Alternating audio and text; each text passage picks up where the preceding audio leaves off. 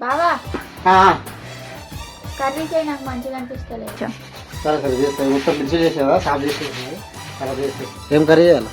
వెల్లుల్లి గుడ్డు కారం చేయి, నోటికి మంచిగా అనిపిస్తుంది. సరే.